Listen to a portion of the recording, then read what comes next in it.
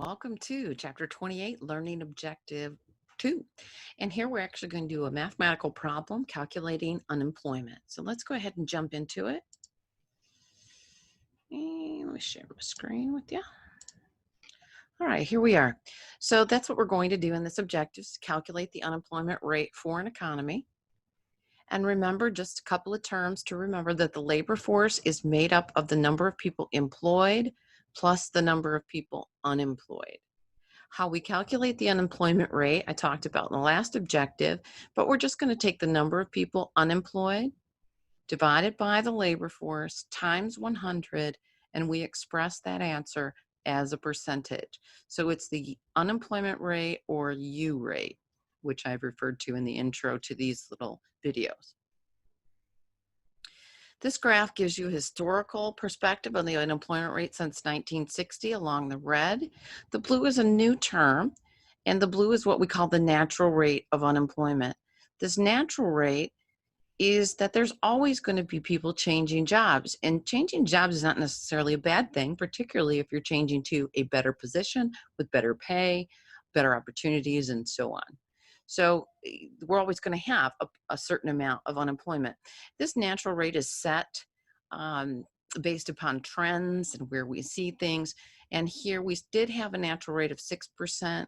The natural rate now is 4%. That might get adjusted, that 4%, from the Bureau of Labor Statistics. And the reason is because of Corona. It may go up a point for the foreseeable future, but I'm not so sure. I haven't kept up on the natural rate and changes and such. Okay, so here's a problem that we're going to work out. The adult population of the U.S. by group, and the number of people employed, the number of people unemployed, and not in the labor force. So we want to compute the labor force, because that's what we're going to need to know to compute the unemployment rate. So remember, the labor force is equal to the number of people employed. I'll call that A, plus the number of people unemployed, and I'll call that B.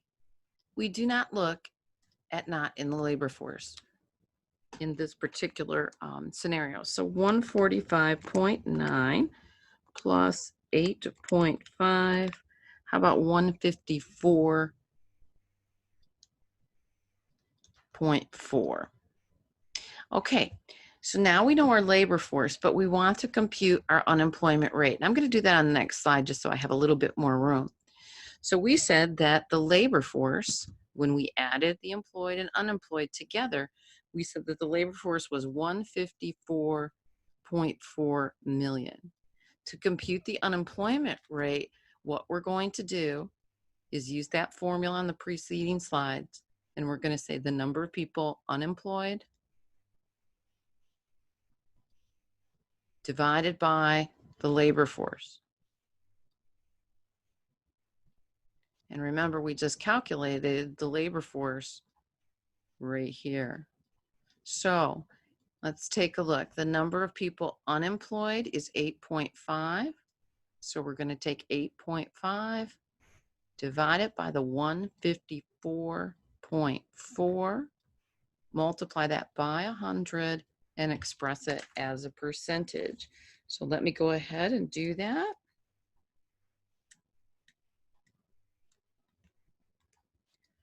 I have 5.51.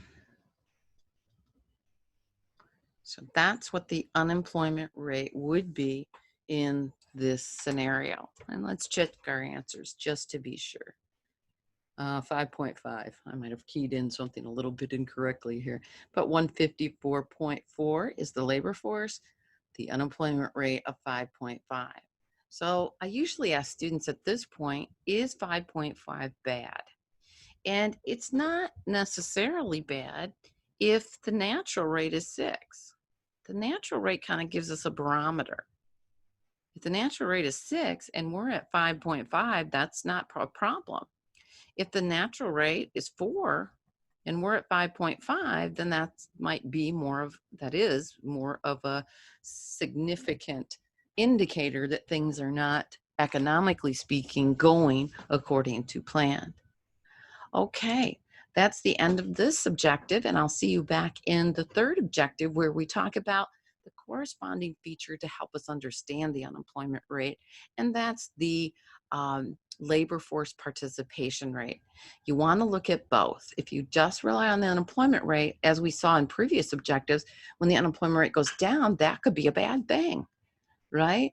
So we're also going to look at what are the percentage of people in that adult population that are working. So I'll see you back in objective 3. Thanks.